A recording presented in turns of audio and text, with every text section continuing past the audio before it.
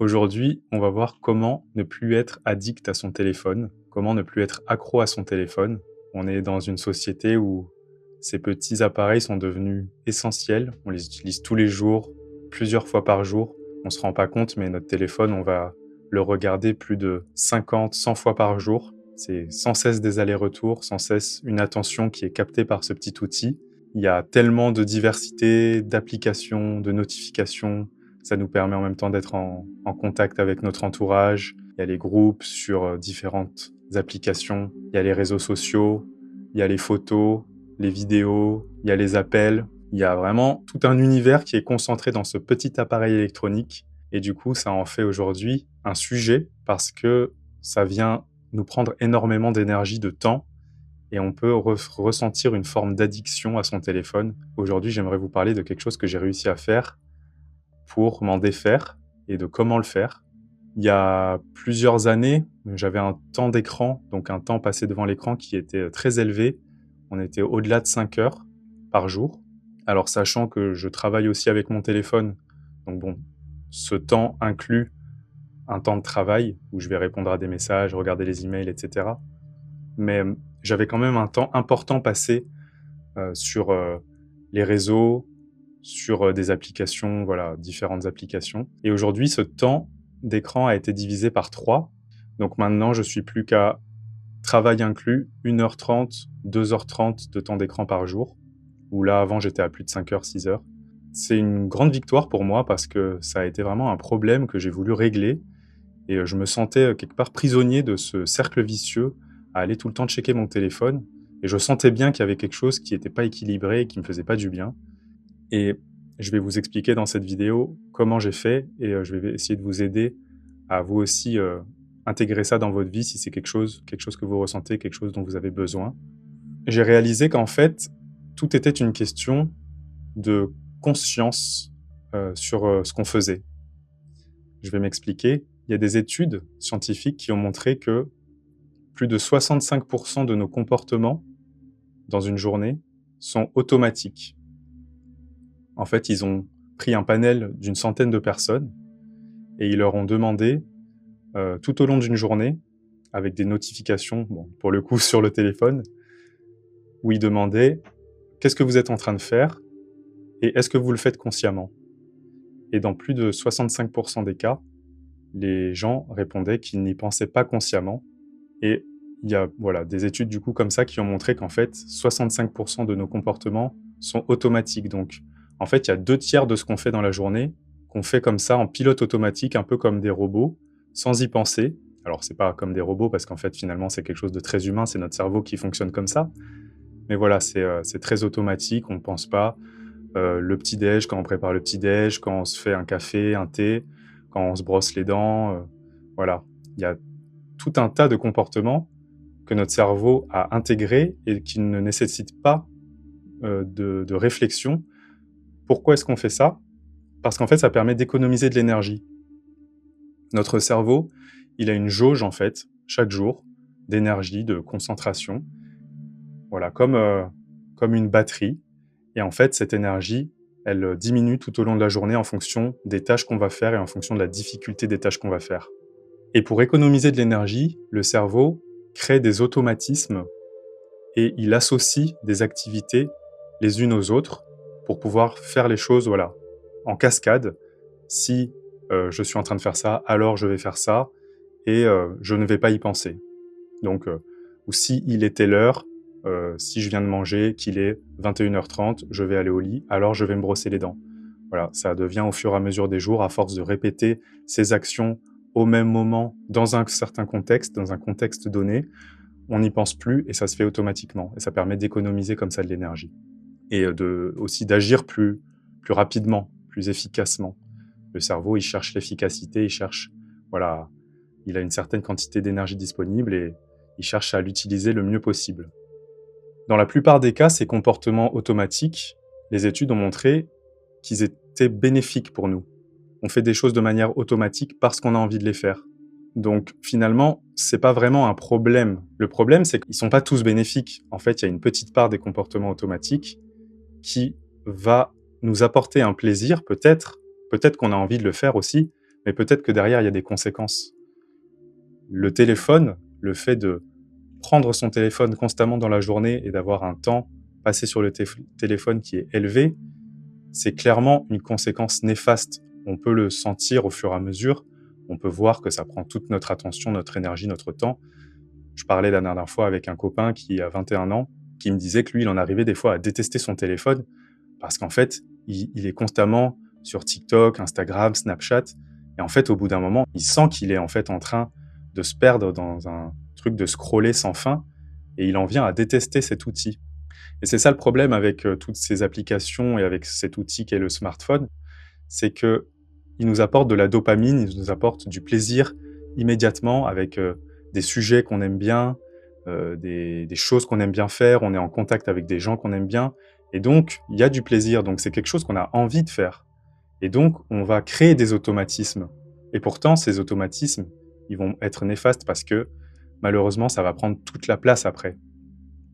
Et il n'y aura plus d'espace pour des moments de respiration dans la journée, des moments d'ennui, des moments de calme. Ça a été prouvé scientifiquement maintenant que l'ennui, le rien, des moments où on est juste en train de regarder par la fenêtre, voilà, le cerveau est posé, ou qu'on est sur le canapé sans rien faire de spécial, c'est essentiel en fait pour cultiver un équilibre dans sa vie et pour se sentir bien, pour notre santé mentale, pour notre bien-être.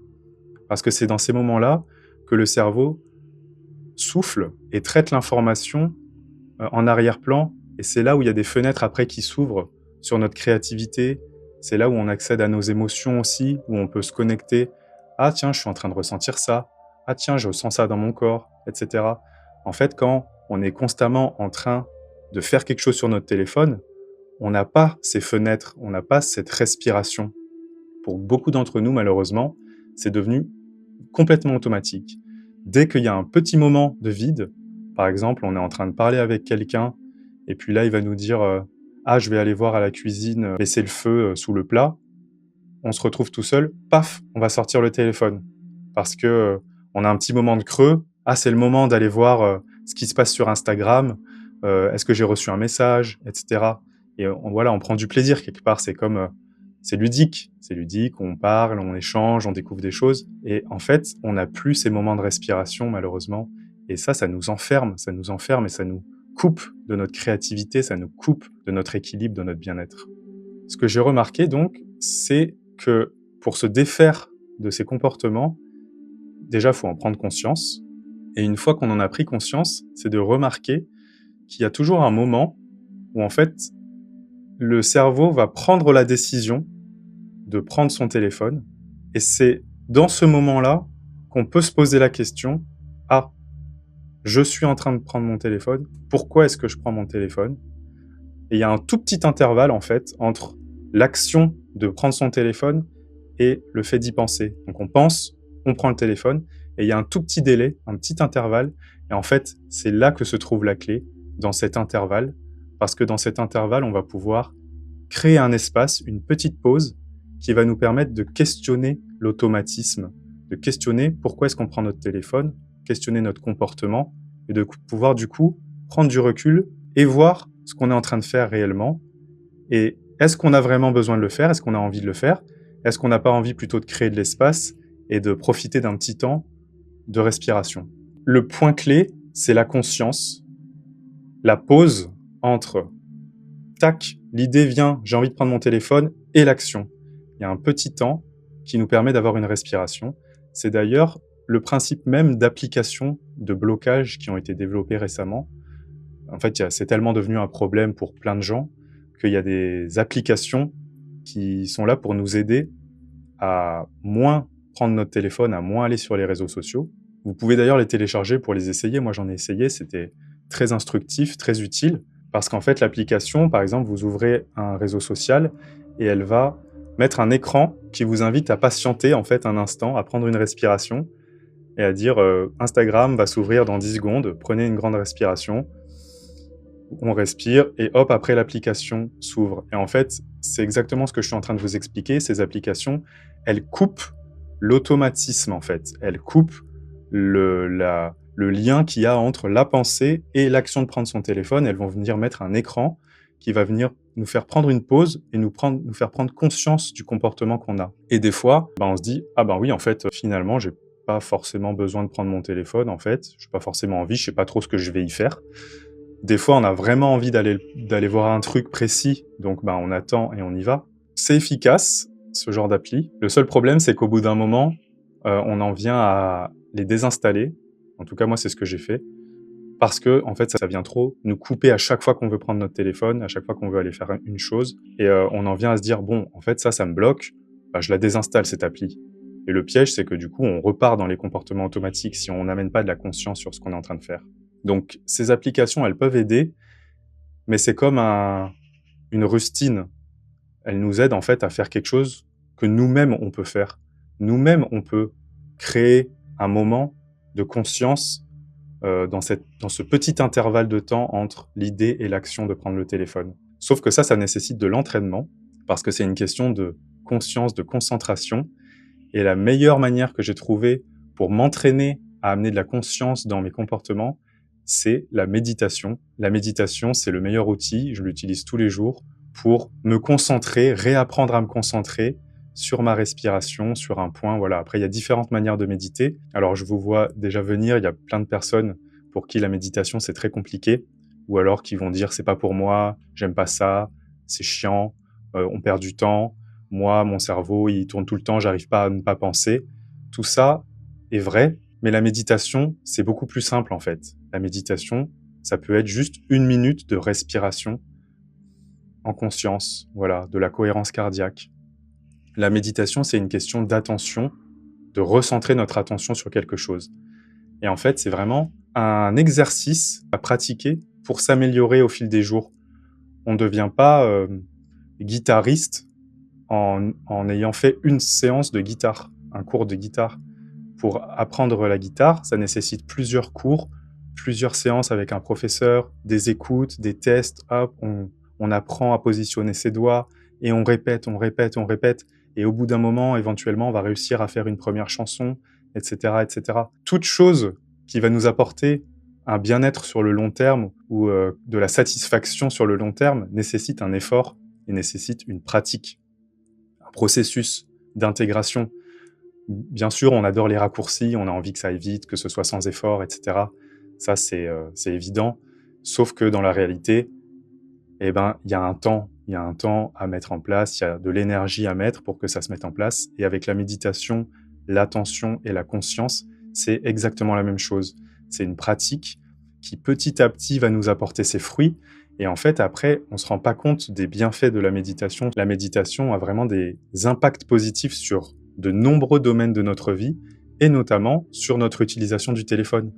Parce que pour pouvoir créer cette petite pause entre l'idée de prendre le téléphone et l'action de le faire, il va falloir avoir une capacité de prise de recul, une capacité d'amener de la conscience sur ce qu'on est en train de faire, une capacité de gérer notre attention, et ça, c'est grâce à la méditation qu'on va l'obtenir.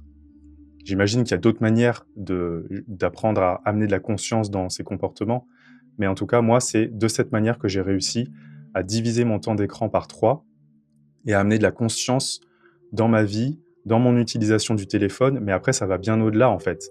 Il y a des répercussions sur comment est-ce que je gère mon alimentation, il y a des répercussions à comment est-ce que je gère mon rapport à mon physique, comment est-ce que je me sens. Dans la description de la vidéo, il y a un lien sur lequel vous pouvez cliquer pour accéder gratuitement à des guides PDF qu'on vous envoie gratuitement par email pour vous aider à vous épanouir, à prendre soin de vous. Voilà, il y a différents guides pour gérer ses émotions, gérer son stress. On a des méditations guidées gratuites aussi.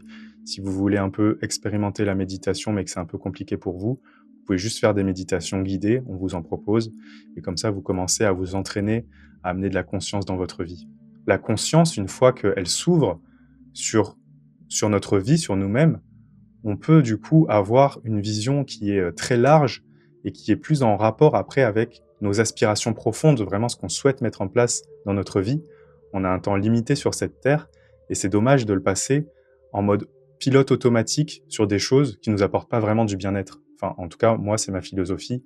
J'ai vraiment envie de vivre ma vie pleinement en étant aligné à mes aspirations profondes, à mon bien-être et en sentant que je peux faire quelque chose de bien, avoir de l'impact positif dans ce monde, en étant en lien avec des personnes qui m'inspirent, que j'inspire et en étant en lien aussi avec la nature, avec le monde autour de moi et pour ça, j'ai besoin d'avoir de la conscience dans ce que je fais. Ça ne veut pas dire qu'on va complètement rejeter les pilotes automatiques et qu'on va être constamment après en train d'analyser ce qu'on fait parce que, comme on l'a dit au début, le pilote automatique nous aide à économiser de l'énergie. Donc c'est génial. Donc une fois qu'on a amené de la conscience, on peut après se dire: «Bon, bah, finalement, ça me fait du bien, j'ai plus besoin de trop y réfléchir». Le truc, c'est de prendre un temps quand même pour questionner son comportement, pour voir ce que ça nous apporte. Est-ce que c'est quelque chose qu'on gère? Est-ce qu'on maîtrise? Est-ce qu'on fait ça en conscience ou pas? Et du coup d'apporter après des petits ajustements pour pouvoir avoir une vie plus équilibrée, plus harmonieuse pour nous-mêmes et toujours en lien avec les autres et avec ce qui nous entoure. C'est un sujet que j'adore, qui me passionne et qui est très large, en même temps qu'assez spécifique. Mais voilà, la méditation, les comportements automatiques, les méfaits de la technologie, du téléphone, des réseaux sociaux, tout ça, c'est passionnant pour moi. Donc je vous referai certainement des vidéos sur ces sujets-là avec, d'autres approches. Peut-être on ira creuser un peu plus avec des études ou, voilà, une approche, plus cartésienne pour certains, parfois une approche plus énergétique pour d'autres. Moi, je suis ouvert sur tous ces sujets à partir du moment où ça m'aide à m'épanouir, à me sentir bien, à me sentir mieux. Je teste, j'expérimente, je digère et après je retransmets et je vous partage mon expérience. Il y a une vidéo qui va s'afficher sur laquelle vous pouvez cliquer pour aller explorer un peu plus le bien-être, la spiritualité, le développement personnel. Je vous embrasse fort, j'espère que vous allez bien. On se retrouve dans la prochaine vidéo. À très bientôt.